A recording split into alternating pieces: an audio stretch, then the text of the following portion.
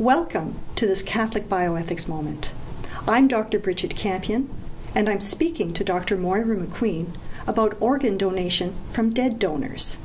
Moira, for organ transplantation, often dead donors or cadavers are sources of organs. Mm-hmm. And I'm wondering, first of all, what sorts of organs and tissues can be retrieved from dead donors? Well, dead donors are really a source of many organs, and maybe the most important ones that people think of would be heart and lung. But the other parts of the body, retinas, there's so many different parts of the body that can be used. I'm using that word in the best sense, used in the sense to then help somebody else who badly again needs that particular organ.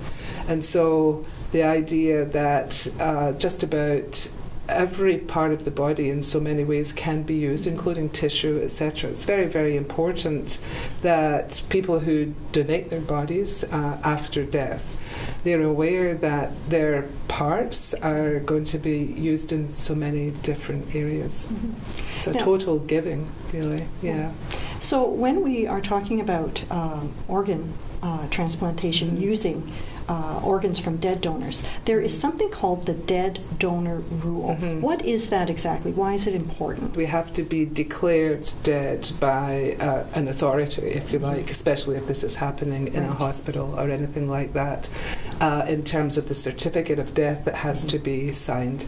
That's a legal requirement, so it's a legal aspect you're asking about the dead donor rule, because if people are going to be generous enough to donate their organs after death, they don't need to have any sense at all that their death is being hastened in any way because their organs could be used or because there is somebody who could use an organ right at that particular minute. It's not like that.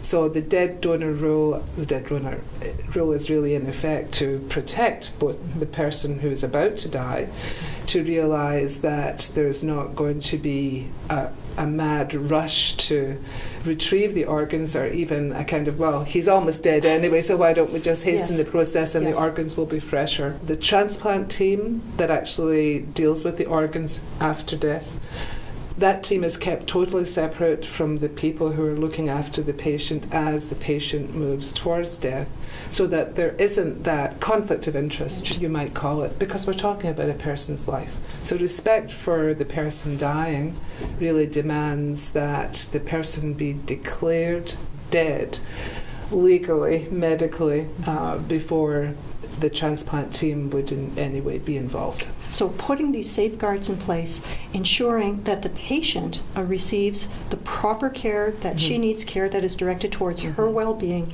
and then once death has occurred, then, as you say, the transplant team may move in, because this would be in accordance with her previously expressed wishes so on. Yes. So church teaching on this, because as you're pointing out, we're talking about a tremendous gift of charity, something that is done with a great deal of gratitude and respect for the donor.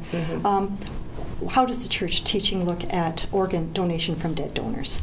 Well, I think the church looks at it from the word you use, that idea of respect for life, respect for the person who's dying, and also respect for the person's dead body, and also respect for the person to whom the organs are going to be given.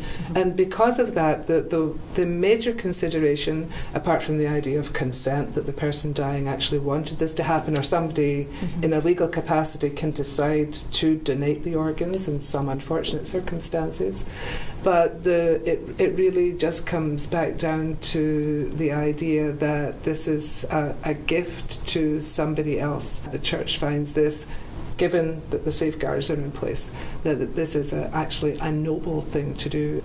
Thank you so much.